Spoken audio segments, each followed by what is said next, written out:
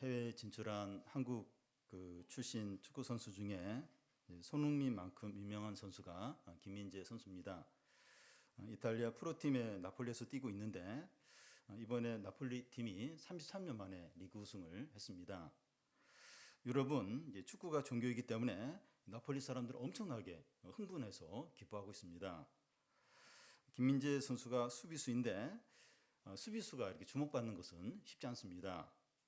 그런데 그는 그 아시아 출신 선수 중에서 손흥민 선수 다음으로 몸값이 제일 높은 그런 유명한 선수가 되었습니다. 김민재 선수가 언제부터 이렇게 잘하게 되었습니까?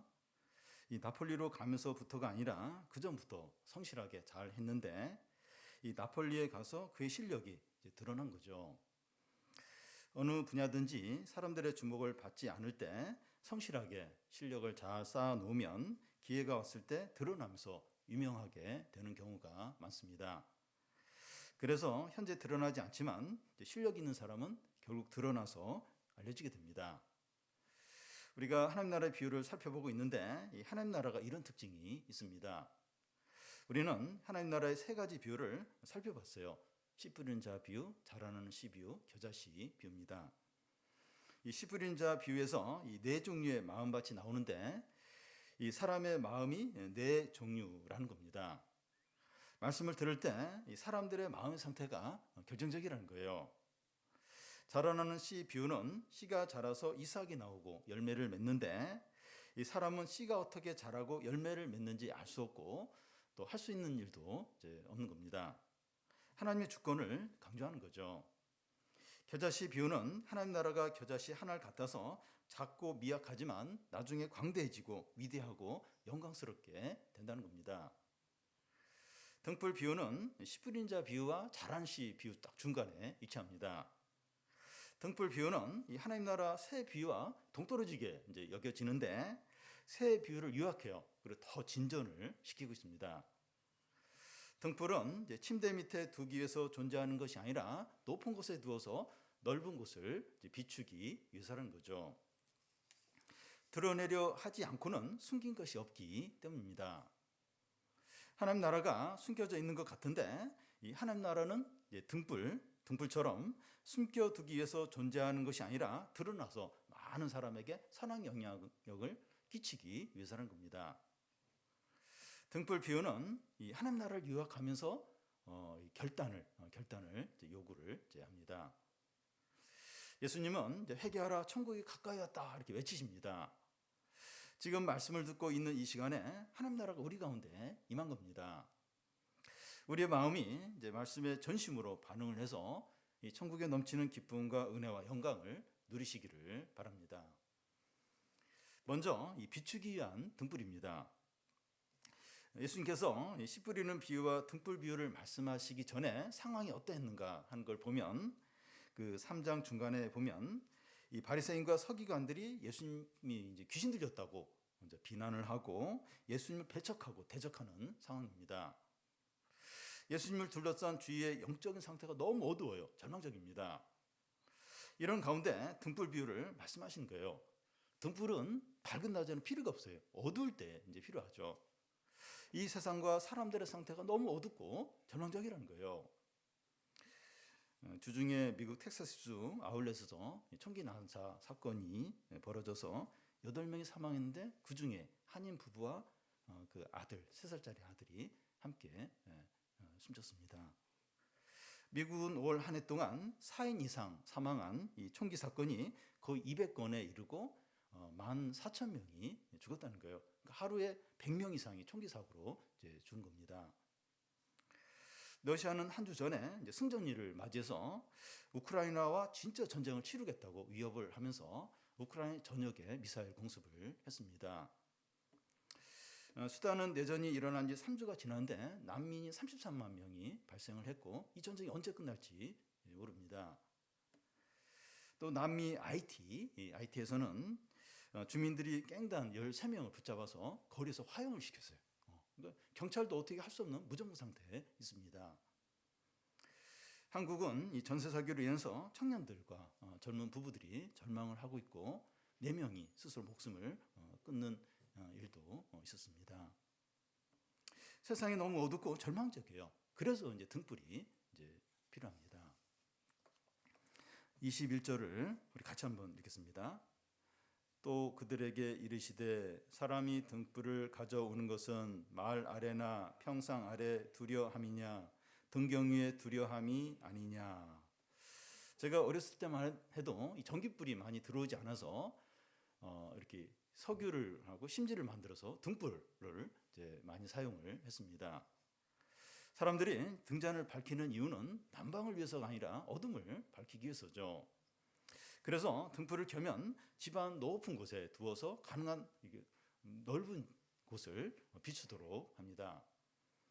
여기서 마을 아래나 평상 아래 두려함이냐 할 때 이 말은 그 옛날에 이제 곡식의 양을 측량하는 큰 어떤 그릇, 어떤 대야 어떤 양동이 같은 어떤 큰 그릇을 이제 말합니다.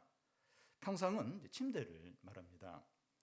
사람들이 등불을 가져오는 이유가 큰 그릇에 숨겨두거나 침대 밑에 두기 위해서가 아니라 높은 곳에 올려 놓아서 이렇게 할 수 있으면 넓은 지역을 비추도록 하기 위해서죠. 여기 이 등불이 가리키는 게 뭘까요? 예수님, 하나님 나라, 복음, 신자를 가리킵니다. 21절 중간을 다시 보면 이 등불을 오는 것은 하는데 이 가져오는 하는 말은 온다는 그런 의미입니다. 등불을 예수님으로 보면 예수님이 오시는 거예요. 예수님 오시는 겁니다. 예수님이 오시는 이유는 숨어 있기 위해서가 아니라는 겁니다. 근데 마가복음 1장 그 끝부분에 보면 예수께서 나병 환자를 치료하신 후에 아무에게도 이 얘기를 하지 말라고 그렇게 주의를 주는 걸 볼 수 있고, 또 변화산에서 그 영광스럽게 변형되신 후에 제자들에게 얘기하지 말라고, 내가 부활하기 전까지는 얘기하지 말라고 또 그렇게 하시고, 또 오병이어 기적 후에 많은 사람들이 예수님께 몰려왔을 때 산으로 그냥 가보셨습니다. 이 복음서에 보면 여러 곳에서 예수님이 자신을 숨기시는 그런 걸 이제 여러 번 볼 수 있습니다. 그 이유는 예수께서 자신을 드러내지 않기 위해서 오셨기 때문이 아니죠. 아직 이제 드러내실 때가 되지 않아서 이제 그렇게 하는 것이지, 예수님이 오신 이유가 자기를 숨기기 위해서가 아니죠. 드러내기 위해서 이제 이렇게 오신 거죠. 그와 같이 하나님 나라가 온 것도 숨기기 위해서가 아니라 드러내기 위해서라는 겁니다. 그런데 하나님 나라 비유를 보면 씨가 뿌려졌을 때 씨가 뿌려졌는지 뿌려지지 않은지 알 수 없어요. 보이지 않아요. 보이지 않고, 또 겨자씨 비유에서는 하나님 나라가 겨자씨 하나가 같다는 거예요. 너무 미약하고 작아서 잘 눈에 띄지 않는 겁니다. 그런데 씨가 자라서 이삭이 나오고 풍성한 열매를 맺고 이 겨자씨가 자라서 큰 나무가 되는 것처럼 하나님 나라가 광대하고 능력 있고 풍성하게 드러난다는 겁니다.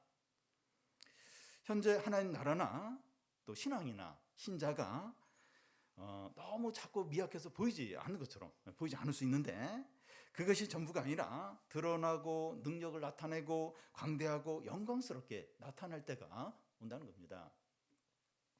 22절이 이제 바로 그것을 이제 말씀합니다. 같이 한번 읽겠습니다. 드러내려 하지 않고 숨긴 것이 없고 나타내려 하지 않고는 감추인 것이 없느니라. 이 드러내지 않고는 숨긴 것이 없다고 하는데 무슨 말인가 하면, 이 뭔가를 숨겼다면 숨기는 데 목적이 있는 것이 아니라 드러내는 데 목적이 있다는 겁니다. 예를 들어서 우리 교회 이제 유초동부가 봄과 가을에 이제 대공원에 소풍을 가는데 그때 이제 그 보물찾기를 이제 합니다. 상품의 이름이 적힌 종이 쪽지를 이제 숨기는데, 그 쪽지를 숨기는 데 목적이 있는 게 아니죠. 찾도록 하는데 이제 목적이 있는 거죠. 이 보물을 숨길 때 적당히 어려운 곳에 숨겨야지, 나무 꼭대기에 이제 숨기다든지 땅을 20cm 깊이 파가지고 거기 묻는다든지 그러면 안 됩니다. 이 보물찾기는 사람들이 찾도록 하기 위해서 숨기는 것이기 때문이죠. 남편들의 경우에 아내 몰래 이제 비자금으로 이제 현금을 이제 집안에 어디에 숨겨 놓는 경우가 있습니다.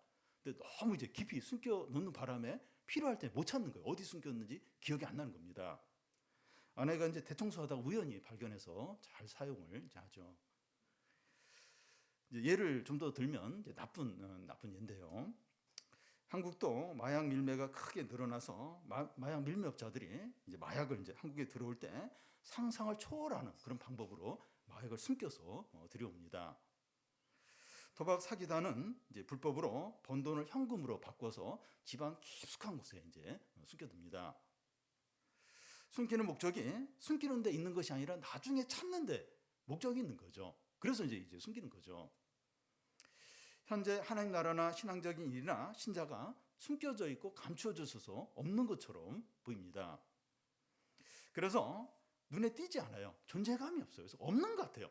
뭐 하나님 나라, 뭐 신앙적으로 하는 일들, 또 이렇게 참된 신자들 없는 것 같아요. 없는 것 같습니다. 그런데 없는 것이 아니라 숨겨져 있는 거죠. 이 숨겨져 있는 것은 반드시 드러난다는 겁니다. 죄나 불법이나 거짓도 결국 드러나게 돼요. 안 드러날 것 같은데 10년, 20년 지나서 드러나요. 어떤 범죄 사실이, 불법이 이제 드러나고, 사실이나 진실도 나중에라도 그게 알려집니다. 억울하게 막 이렇게 감옥에 10년, 20년 살던 분들도 나중에 이제 사실이, 진실이 드러나요. 그래서 다시 이제 보상도 받고 풀려나는 경우가 있습니다. 이 참된 것과 진리는 더더욱 반드시 드러난다는 겁니다. 씨가 뿌려졌을 때 눈에 보이는 게 없어요. 없는 것 같아요. 없는 것 같은데 나중에 30배, 60배, 100배의 결실로 드러나는 겁니다. 또 겨자씨가 큰 식물로 자라요. 겨자씨 안 보여. 없는 것 같아요. 근데 큰 식물로 자라는 것처럼 하나님 나라나 신앙적인 일이나 신자가 반드시 위대하고 광대하고 영광스럽게 나타난다는 겁니다. 여러분, 세상에서 이제 중요한 어떤 시험이나 뭐 사업이나 요리나 스포츠나 예술 분야나 이 자기 분야에서 1년 혹은 5년, 10년 열심히 하면 성공도 하고 또 합격도 하고 또 인정도 받고 그래요. 세상 일은 이렇게 어떤 분야에 이렇게 열심히 하면 결국은 이제 이렇게 인정을 이제 받습니다. 그런데 성경을 열심히 읽고 기도를 열심히 하고 교회 생활 열심히 하고 10년 이상 예배를 잘 들었는데 결과가 없어요. 누가 알아주는 사람도 없어요. 또 이렇게 뭔가 이렇게 자랑할 것도 없을 수 있습니다. 저는 청소년 사역을 오랫동안 이렇게 하고 있는데 밑 빠진 독에 물 붓다 이런 느낌을 받을 때가 있어요. 캠프는 좋아하는데 끝나면 없어요. 싹 사라지고 매번마다 다시 해야 되고 이 밑 빠진 독에 물 붓는 것 같다. 이런 느낌을 받을 때가 있습니다. 그런데 이것이 하나님 나라의 특징이에요. 하나님 나라가 이렇다는 겁니다. 예수님이 공생애 3년을 마치고 십자가 달려 죽으셨을 때 12제자 다 도망갔어요. 아무도 없었고, 바울, 그 유명한 바울 사도가 참 그렇게 열심히 사역하고 많은 교회를 세웠는데 그가 이제 감옥에 갇히고 순교를 당할 때 많은 신자들이 배교를 해요. 신앙에서 떠나는. 그래서 디모데후서나 이런데 서신서 보면 누구가 떠나고 누가 이렇게 신앙을 버렸다 이런 얘기를, 세상으로 갔다 이런 얘기를 바울이 직접 하고 있습니다. 현재는 숨겨져 있는 것이 하나님 나라의 특징입니다. 그러나 하나님 나라가 모든 사람이 알도록 드러나고 이 세상을 압도하는 때가 온다는 거예요. 지금의 현재의 모습이 전부가 아니라는 겁니다. 창세기 뒷부분에 보면 야곱의 가족 70명이 애굽에 내려가는데 아무 관심이 없어요. 아무런 어떤 존재감이 없습니다. 그런데 400년 후에 그 70명이 200만 명으로 번성해서 그 애굽에서 나와서 하나님 나라를 이루게 됩니다. 다윗이 들에서 양을 칠 때 아무도 관심을 갖지 않습니다. 그런데 그가 이스라엘 왕이 돼요. 그래서 큰 부흥, 역사적인 인물이 됩니다. 다니엘서 보면 굴러다니는 돌 하나가 날아와서 세계 열강을 가리키는 큰 시상을 깨뜨리고 그 돌이 온 세상을 가득 채우고 큰 산을 이루게 됩니다. 여러분, 우리가 이제 신앙생활하면서 답답하고 지치고 낙심하는 이유가 여기에 있어요. 눈에 보이는 게 없어요. 보이는 게 없고 기도해도 빨리빨리 뭐가 되는 게 아닙니다. 또 예측이 안 돼요. 예측이 어떻게 될지 모르는 거예요. 무슨 일이 어떻게 될지 모르는 겁니다. 어느 신문사에서 우리나라 10대, 20대를 대상으로 참 조사를 했는데 이제 우리 사회에 대한 우리나라에 대한 어떤 느낌을 이제 조사했는데 그들이 우리 사회에 대한 느낌이 경쟁적이다, 복잡하다, 불안하다, 불공정하다 이런 느낌을 많이 갖고 있다고 합니다. 우리 청소년이나 청년들이 이제 신앙생활에서 답답한 거예요. 답답한 거예요. 답답한 겁니다. 하나님 나라의 이런 특징 때문이죠. 보이는 것도 없고 열심히 해도 뭐가 이렇게 결과물이 바로 나오는 것도 아니고 답답한 겁니다. 그런데 하나님 나라는 세상과 달라요. 세상과 다릅니다. 숨긴 것이 반드시 드러나는 것처럼 하나님 나라가 능력과 응답과 승리와 영광으로 반드시 드러납니다. 반드시. 좀 늦지만 반드시 드러나고 그 어떤 영광을 나타냅니다. 등불은 높은 곳에서 비추게 되고 숨겨진 것은 반드시 드러나게 됩니다. 우리가 이제 믿음으로 살고 또 하나님을 의지하고 내가 신자인데 내가 신자라면 미래가 있고 소망이 있어요. 그러니까 내가 진리를 붙들고 있다. 소망이 있어요. 당장은 뭔가 이렇게 눈에 보이는 게 나타나지 않는다 할지라도 미래가 있고 소망이 있습니다. 확신을 가져야 돼요. 담대해야 됩니다. 숨겨져 있어요. 미약합니다. 미약한. 근데 내가 진리를 붙들고 내가 참된 신자이고 등불이죠, 등불. 이 등불은 반드시 이렇게 높은 곳에 들려서 비추게 된다는 겁니다. 확신을 갖고 담대해야 됩니다. 담대해야 돼요. 다음은 이제 말씀에 대한 반응에 따라서 받는다는 겁니다. 23절, 24절을 우리 같이 한번 읽겠습니다. 들을 귀 있는 자는 들으라. 또 이르시되 너희가 무엇을 듣는가 스스로 삼가라. 너희의 헤아리는 그 헤아림으로 너희가 헤아림을 받을 것이며 더 받으리니. 이 들을 귀 있는 자는 들으라고 하는데 듣는 것을 다시 강조를 이제 하고 있습니다. 이 시브린자 뷰에서 하나님 나라는 말씀을 듣는 자들의 반응을 통해서 이루어진다고 했습니다. 믿음은 이제 말씀을 들음으로 생기기 때문이죠. 이 말씀을 듣는 것이 이와 같이 중요한데 이 말씀을 들을 때 어떻게 들어야 됩니까? 24절 앞에 보면 너희가 무엇을 듣는가 스스로 상가라는 겁니다. 이 무슨 말인가 하면 들은 말씀을 아주 주의 깊게 생각을 하라는 겁니다. 하나님의 말씀을 묵상하고 무슨 의미인가 생각을 하고 적용해서 살라는 거예요. 주님이 나에게 무슨 말씀을 하고 계시지? 나는 어떻게 살아야 될까? 이 생각을 이제 해야 합니다. 이 말씀을 듣고 나서 바로 이제 핸드폰에 빠지거나 영화 드라마를 바로 이제 보기 시작하거나 사람들과 가벼운 농담을 하면서 보내지 않아야 합니다. 말씀을 신중하게 들으라고 했는데 이 어떻게 들어야 되는가 하는 것을 이제 바로 말합니다. 24절 중간에 너희의 헤아리는 그 헤아림으로 이렇게 하는데 여기 헤아림이란 이 곡식을 달아서 파는 그 측량 도구로서의 어떤 그릇 종류를 이제 가리킵니다.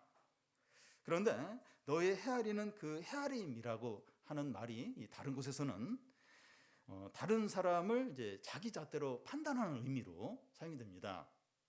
자기 잣대로 다른 사람을 판단하면 동일한 잣대로 너도 판단을 받는다는 거예요. 그래서 남을 이렇게 비판할 때 조심하라, 비판을 하지 말라 이제 그런 의미로 이 말을 다른 곳에서는 사용합니다. 그런데 여기서는 이 말씀을 들을 때 말씀을 이해하고 수용하는 자신의 그릇, 분량을 이제 말합니다. 그러니까 다른 곳에서 좀 다르게 사용이 되는데요. 여기서는 말씀을 수용하는 어떤 자신의 분량, 그릇을 이제 의미합니다. 말씀을 이해하고 수용할 수 있는 그릇을 크게 이제 가지라는 거예요. 다시 말해서 말씀이 자기 안에 풍성히 거하도록 하고 말씀을 깨닫고 적용을 하라는 겁니다. 이 바리새인이나 서기관들은 말씀을 수용하는 그릇이 너무 작거나 없었어요. 말씀을 안 들어요. 또 깨닫지도 못하고 적용도 하지 않았습니다. 그런데 너희는 헤아리는 그 헤아림으로 너희가 헤아림을 받을 것이요 더 받는다는 겁니다. 이 무슨 말인가 하면 이 말씀을 이해하고 수용하는 그릇이 크면 클수록 다 채워지고 넘치게 받는다는 거예요. 이 중요한 말이 이제 24절 끝에 나오는 더 받는다는 그 말입니다. 하나님으로부터 더 받는 것이기 때문에 그 양이 엄청나요. 그러니까 많이 가진 사람은 이렇게 줄 때 이제 많이 줄 수 있고, 적게 가진 사람은 적게 줄 수밖에 없죠. 근데 하나님 주시는 거예요. 하나님부터 더 받는다는 거예요. 그 양이 엄청나다는 겁니다. 하나님의 인자와 사랑은 끝이 없어요. 끝이 없습니다. 열왕기하에 보면 어떤 선지자 생도 아내가 엘리사를 이제 찾아와서 이 채권자가 와서 빚을 갚지 않으면 두 아들을 종으로 팔아버린다고 위협한다는 그런 말을 합니다. 그의 남편은 죽고 없었습니다. 그러자 엘리사는 그릇을 이웃에게 빌리되 조금 빌리지 말고 많이 빌리라고 합니다. 그런 후에 빈 그릇에 이제 그 집에 있는 그 병에 있는 기름을 따르라는 거예요. 그래서 이제 이 여인은 이제 선지자가 한 대로 그릇을 많이 빌려서 이제 그 그릇에 이제 기름을 이제 붓는데, 그 빌려온 그릇이 다 차고 나서 이제 그때서야 딱 이제 병의 기름이 그치는 겁니다. 하나님의 은혜와 능력은 무한해요. 무한합니다. 솔로몬이 일천번제를 드렸을 때 하나님이 뭘 줄까 이렇게 물어요. 지혜를 구합니다. 하나님 너무 기뻐하세요. 그래서 솔로몬이 구하지 않은 번영과 부와 장수까지 넘치게 주셨습니다.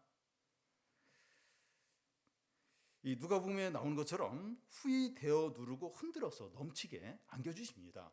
그러니까 이렇게 뭘 줄 때 이렇게 공기 뭐 이렇게 해서 이렇게 충분히 이제 주지 못할 수 있으니까 이렇게 흔들어요. 흔들어서 이렇게 불편한 공기까지 해서 더 많이 주려고 하는데, 하나님이 우리에게 은혜를 주실 때 그렇다는 거예요. 후히 주시고 막 흔들어가지고 조금이라도 빈틈이 없도록 가득 이렇게 넘치게 주신다는 거예요.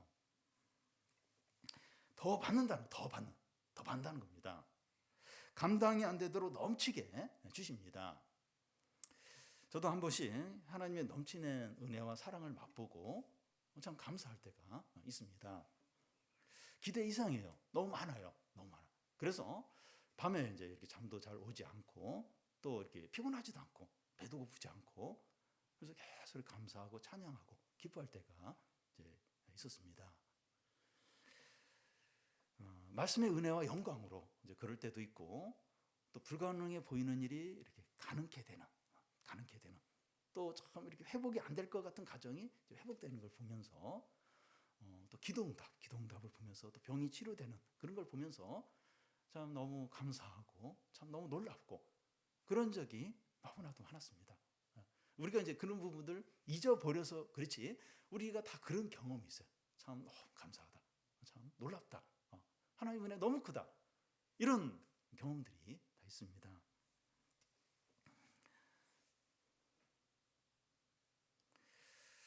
여러분, 우리는 헤아리는 것, 다시 말해서 이 말씀을 받아들이고 깨닫는 그릇의 크기가 어느 정도입니까?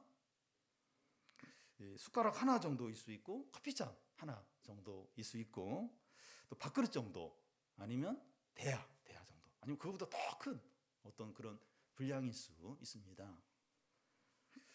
다른 것들에는 욕심이 많은데 말씀에는 욕심이 없고 또 이렇게 관심이 없을 수 있습니다. 이게 왜 중요합니까? 이게 왜 중요하죠? 하나님 나라는 말씀에 반응하는 것을 통해서 이루어지기 때문입니다. 10분의 자 비유에서 이 말씀에 반응하는 사람 30, 60배, 100배의 결실을 맺습니다. 우리의 마음 안에 말씀을 받아들이는 그릇을 크게 하면 할수록 하나님 나라의 모든 좋은 축복과 은혜와 선물을 누리게 됩니다. 더 받는다는 거예요. 더 받는다는 겁니다. 충분한데 된 것 같은데 더 넘치게 주십니다. 성공하고 부자가 되고 건강하고 좋은 일이 생기는 이런 것은 하나님의 모든 축복 중에 일부죠. 일부고 참되고 영원한 그런 걸 더 넘치게 주십니다. 그래서 이게 세상적으로 잘 되고 물질적인 이런 복들도 이 하나님의 그 풍성한 보관의 한 부분이에요.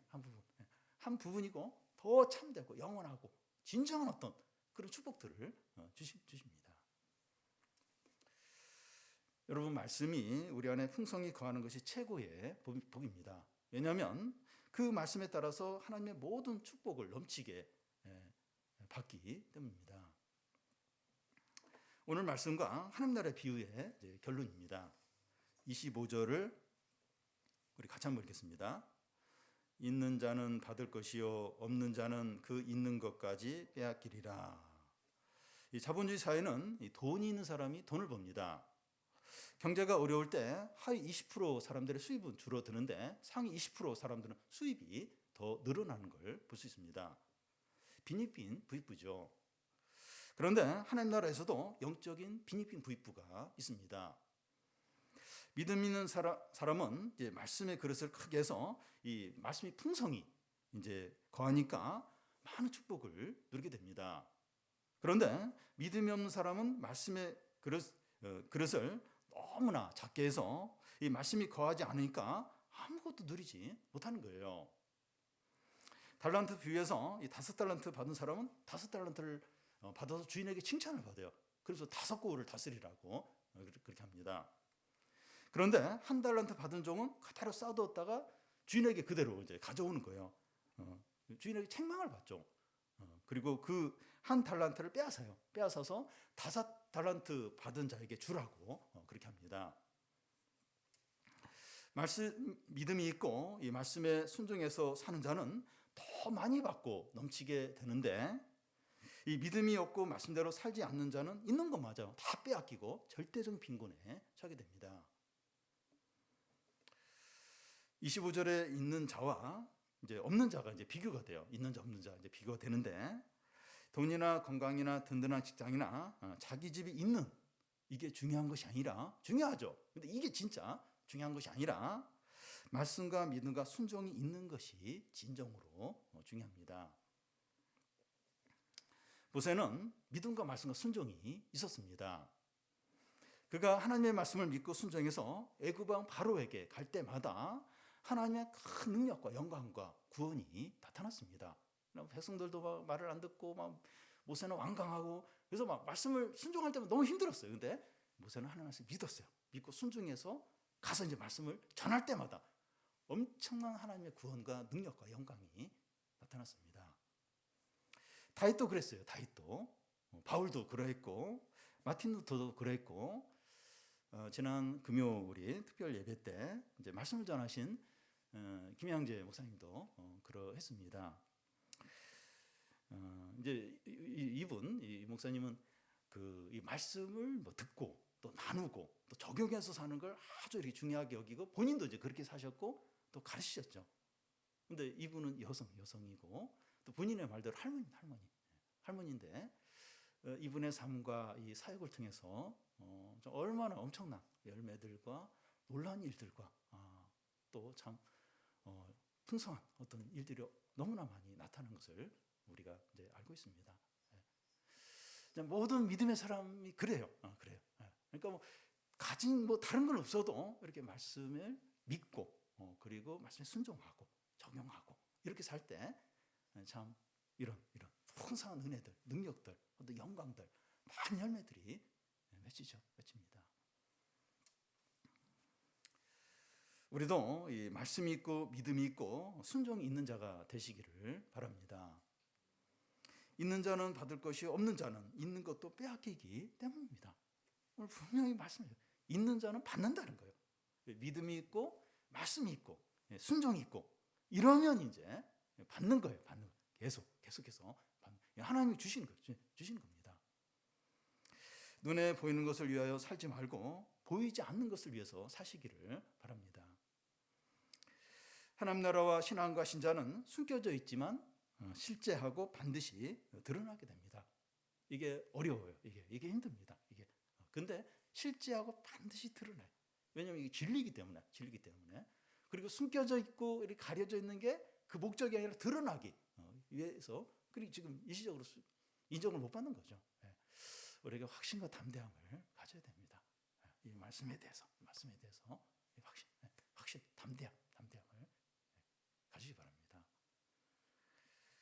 우리가 말씀과 믿음과 순종 있는 자가 되어서 하나님 나라의 모든 축복과 영광과 구원을 누리시기를 바랍니다.